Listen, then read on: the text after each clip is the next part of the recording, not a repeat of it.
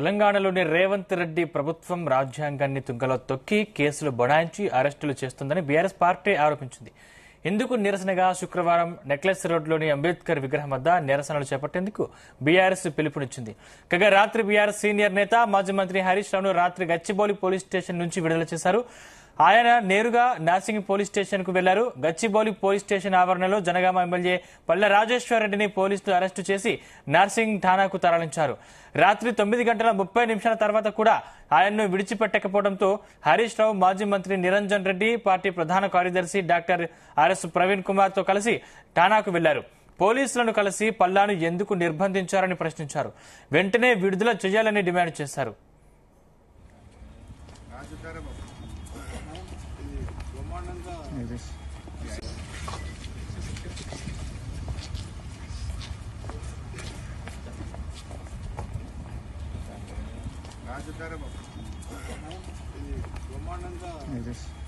ISO standard police station, I think.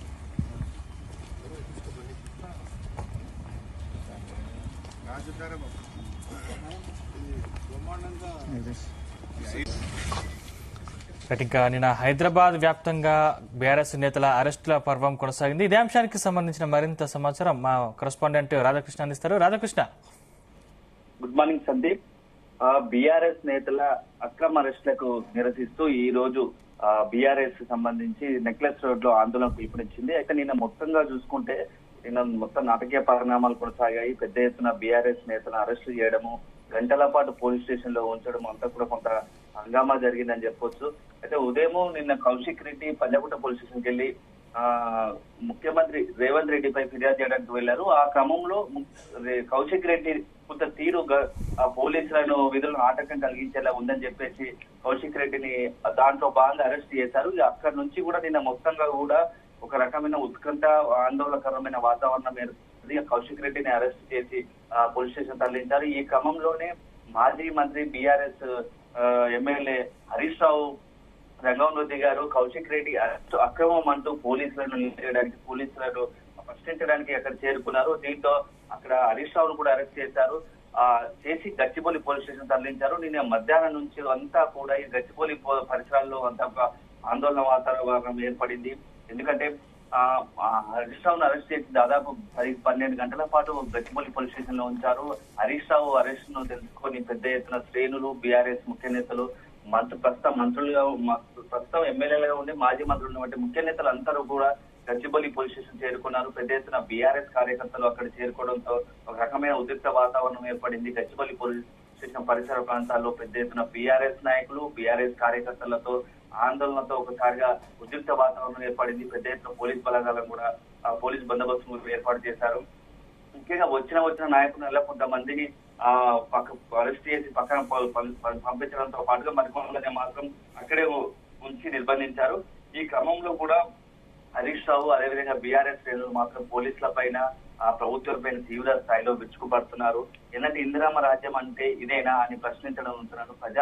ప్రజాపాలన అని చెప్పుకుంటూ ఇలా ప్రజా వ్యతిరేక కార్యక్రమాలు కాంగ్రెస్ ప్రభుత్వం చేపడుతుంది కాదా అని ప్రశ్నించారు. ఇన్ని రోజులు అవుతుంది కేవలం ప్రతిపక్షంగా ఉన్న బీఆర్ఎస్ తమ పని తాము చేసుకుపోతున్నాం. ప్రభుత్వం చేసే కొన్ని కార్యక్రమాలు, ప్రజా వ్యతిరేక నిర్ణయాలను ఎండగడుతున్నాము. అందుకోసమే ప్రభుత్వం తమ పైన కక్ష కట్టి ఇలాంటి అక్రమ అరెస్టులను, అక్రమ నిర్బంధాలను చేపడుతుంది. ఎంతవరకు సమంజసమని చెప్పేసి బీఆర్ఎస్ నాయకులు ప్రశ్నిస్తున్నారు. అయితే ఇదే క్రమంలో కూడా నిన్న అంతా కూడా ఒక రకమైన ఉద్రిక్త వాతావరణం ఏర్పడింది.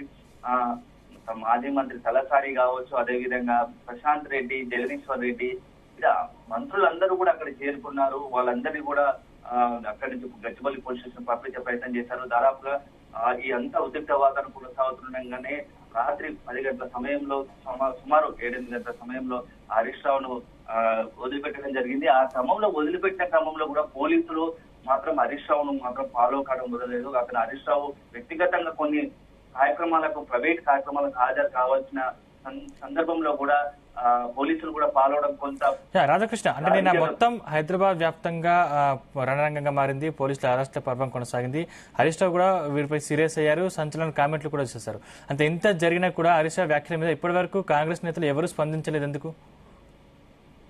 కాంగ్రెస్ చెబుతుంది ఏంటంటే ఎవరైనా సరే అంటే ప్రజలకు ఆందోళన తమ విధుల ఎక్కడైతే ఆ చట్టాలు ఉల్లంఘించిన ఎంత పెద్ద నేతలైనా చర్యలు తప్పవని చెప్పేసి కాంగ్రెస్ చెబుతా ఉంది. ఎందుకంటే నిన్న రేవంత్ రెడ్డి వ్యాఖ్యలు చూసినా కూడా కేవలం ప్రభుత్వం చేసిన మంచి కార్యక్రమాలను జీర్ణించుకోలేకనే బీఆర్ఎస్ ప్రతిపక్షంగా ఉన్న బీఆర్ఎస్ ఇలాంటి కార్యక్రమాలు చేపడుతుంది. ప్రజలకు మేము ఉపయోగపడే కార్యక్రమాలు చేశాము, గతంలో ఎప్పుడు లేనట్టుగా 2 లక్షల రుణమాఫీ చేశాము, అనేక అభివృద్ధి కార్యక్రమాలు చేపడుతున్నాము. వీటిని జీర్ణించుకోలేకనే కాంగ్రెస్ ప్రభుత్వాన్ని రేవంత్ రెడ్డి సర్కార్ని అస్థిరపరిచేందుకు లేకుంటే ప్రజల్లో చులకన చేసే భాగంగా బీఆర్ఎస్ ఇట్లాంటి కార్యక్రమాలు చేపడుతుందని చెప్పేసి అన్నారు. ఇది రేవంత్ రెడ్డి కూడా ఒక అధికారిక కార్యక్రమంలో పాల్గొన్న భాగంగా కేసీఆర్ ఉద్దేశించి కూడా మాట్లాడాడు. కేసీఆర్ ప్రస్తుతం బీఆర్ఎస్ లో కొంతమంది నాయకులు తమ ఇష్టానుసారంగా పిల్ల చేష్టలు చేస్తూ ప్రభుత్వాన్ని బదనాం చేసే కార్యక్రమం చేస్తున్నారు. వాళ్ళు కంట్రోల్లో పెట్టుకోండి, మంచిది.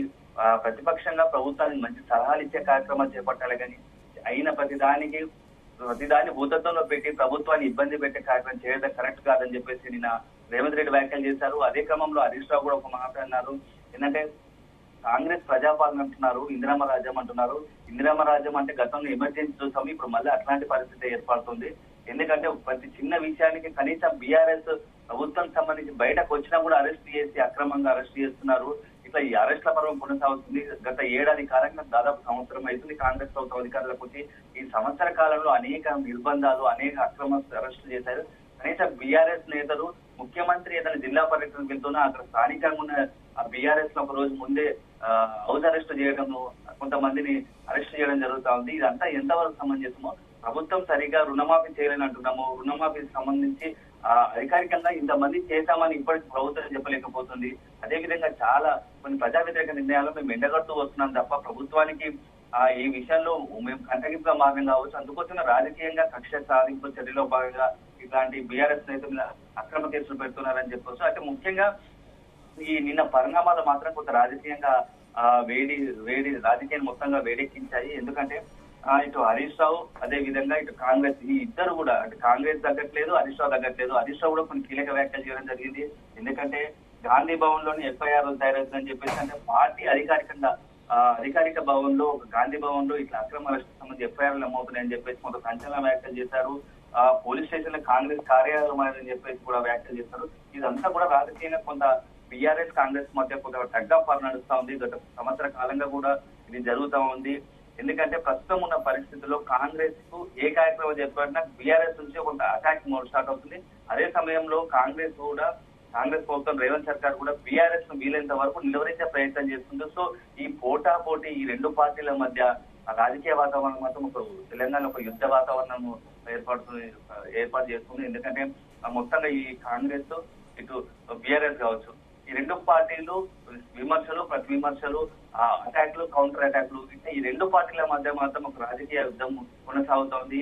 ఈ ప్రస్తుతానికి ఈ రోజు కూడా హైదరాబాద్ లో నక్లెస్ రోడ్ లో బీఆర్ఎస్ ఆందోళన పిలుపునిచ్చింది. ఈ నేపథ్యంలో పోలీసులు కూడా ముందు జాగ్రత్త చర్యగా పెద్ద ఎత్తున పోలీసులు కూడా అక్కడ చేరుకోబోతున్నారు. అయితే నిన్న జరిగిన పరిస్థితులు మళ్ళా ఈ రోజు హైదరాబాద్ లో రిపీట్ కావద్దు అనుకుంటే మరోసారి కూడా ఈ బీఆర్ఎస్ నేతల అరెస్టు తప్పవేమో అని చెప్పేసి ప్రచారం జరుగుతా ఉంది. ఈ మొత్తానికి అయితే నిన్న, ఈ రోజు, రేపు ఏం జరగబోతుంది అనేది మాత్రం హైదరాబాద్ అదేవిధంగా పొలిటికల్ సర్కిల్ లో కావచ్చు, అదేవిధంగా పోలీసులు కూడా కొంత ఆందోళన చెందుతున్నారు. బీఆర్ఎస్ నేతలు ఎవరైనా అంటే పోలీసు ఆటంకాలకు కానీ ఇప్పుడు చట్టాన్ని ఉల్లంఘించి ఎవరైనా అక్కడికి చేరుకున్నా ఆందోళన చేపడితే మాత్రం, అనుమతులు లేకుండా ఇలాంటి ఆందోళన చేపడితే మాత్రం అరెస్టులు తప్పవని చెప్పేసి పోలీసులు హెచ్చరిస్తున్నారు. ఈ క్రమంలో నెక్లెస్ రోడ్డు వద్ద మాత్రం కొంత ఉద్రిక్త పరిస్థితి నెలకొంది sir. Right, thank you Radhakrishna. Standard police station I think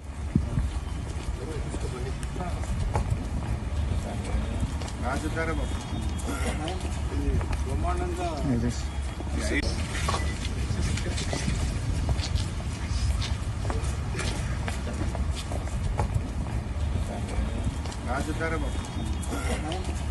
బ్రహ్మాండంగా standard police station I think